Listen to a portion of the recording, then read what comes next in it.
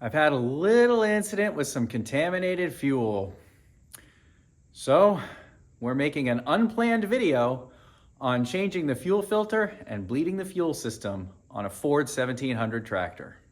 So hopefully you can see this, but the water line is right there. And then we've got some sediment and junk. All that came from that contaminated fuel. So we're gonna open this up. We're gonna drain all this out, clean this out, and replace that filter element in there. Then we'll have to bleed the system to get this going. This fuel system is all gravity fed. This is the shutoff. So if we just turn this, we've now shut off fuel from the tank. So we can open this bowl. Before I go open this up, I thought I would show the parts diagram for this. So you've got the filter element in there. But then the other thing is, if you're changing this filter element, it's wise to replace this O-ring, which is sealing around the bowl, and the smaller O-ring up inside, which creates a seal into the filter itself. Now I went ahead and bought two of everything. So this is the small O-ring. This is the larger O-ring.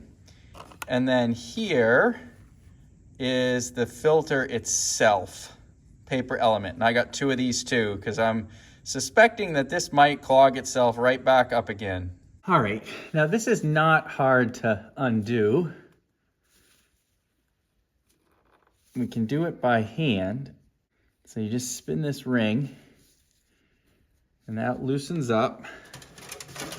And then I don't want to make a mess, but there'll be a couple drips that come out the top.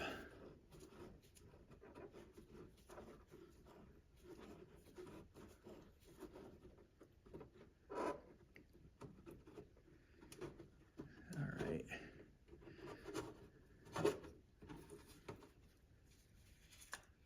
All right, so the bowl is lowered down. I'm just gonna dump it. So you can see the larger O-ring is right there. And then, oh, that's stuck on there pretty good.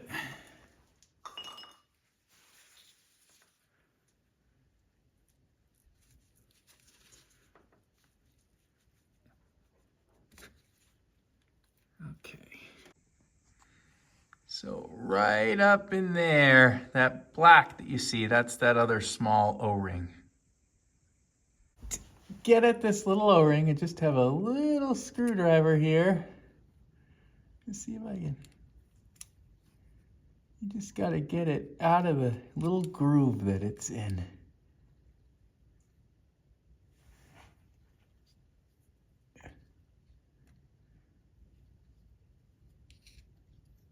There we go. I've got the new little O-ring here.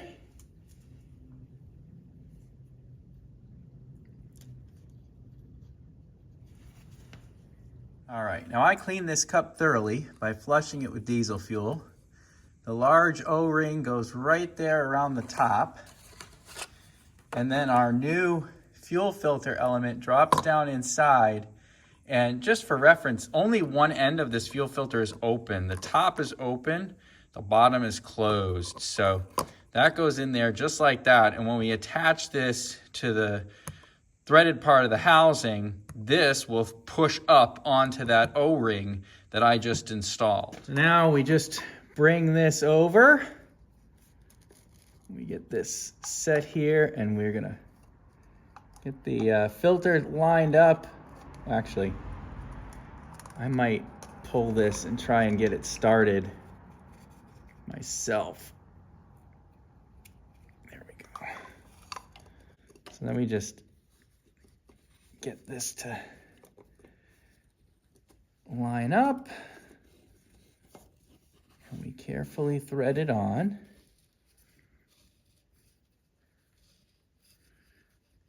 And snug it up.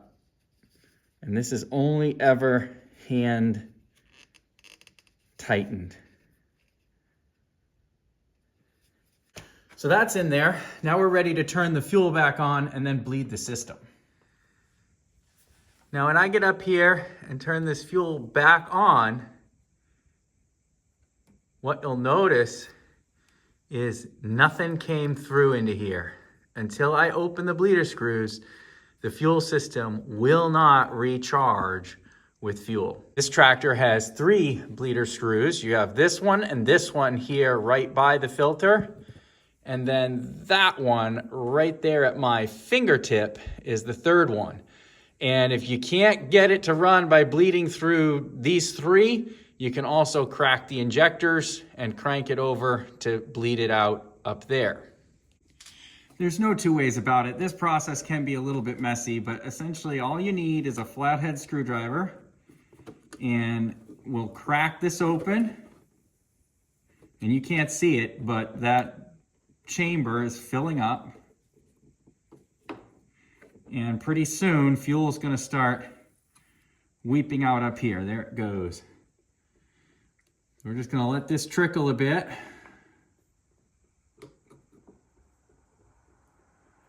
Open that just a bit more.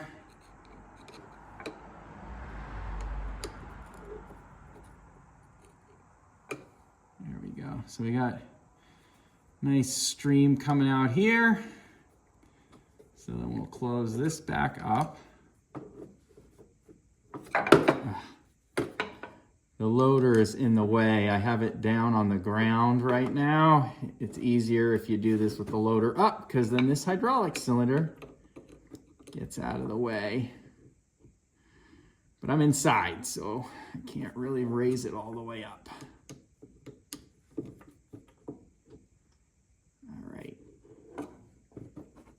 So now we've got this bleeder on the side of the injector pump. So I'm going to open that, let the fuel flow. Got a good stream coming. There's some air.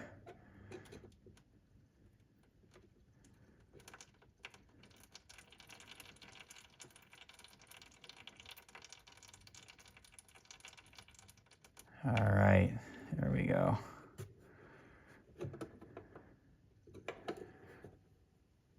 Now it's time for the last step, to try and start her up.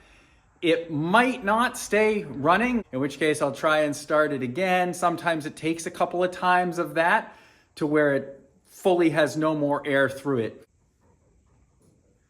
I should say before I started this process, I did warm the engine up, because otherwise, boy, would it be tough to get it to go.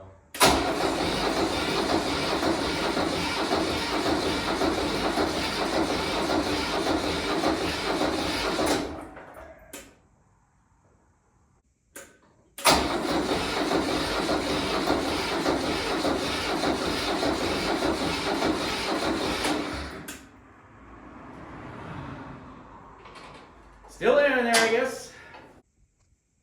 Given we didn't get her to fire off, I'm going to go ahead and crack each of these screws again, bleed some more fuel through. All right, second attempt. Got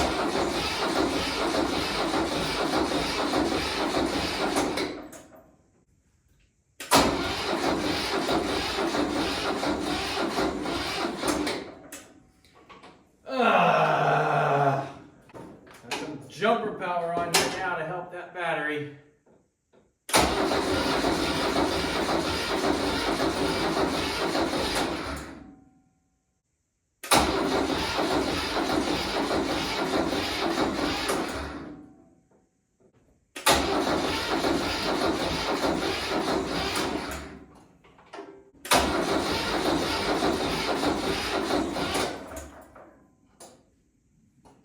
Been resting a few more minutes. Let's see what we get.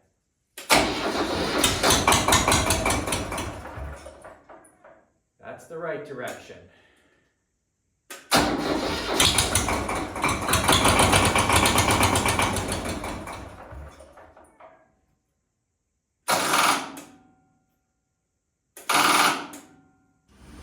Resorting to the truck.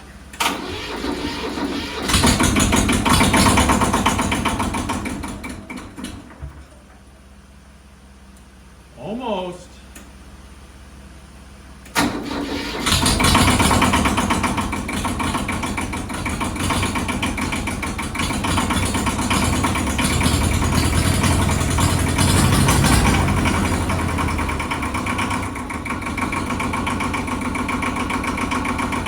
Dealing with bleeding that fuel system is one of my least favorite aspects of maintenance on this Ford 1700. If I had gone to the step of cracking the injector lines at the injectors and cranking it over a little bit, it may have started easier, but then again, my battery went kaput anyway, so I might not have had enough juice to do that. That battery may just be plain old done. It took the truck on there to actually jumpstart this machine. Not technically difficult to do to bleed the fuel system, but it is a pain in the neck. As long as you have a screwdriver, you can bleed the fuel system if you run out of fuel, and to change the filter, you can do that too. No other major tools required. Best bit of advice though, never run it out of fuel, and just do the fuel system maintenance when you need to.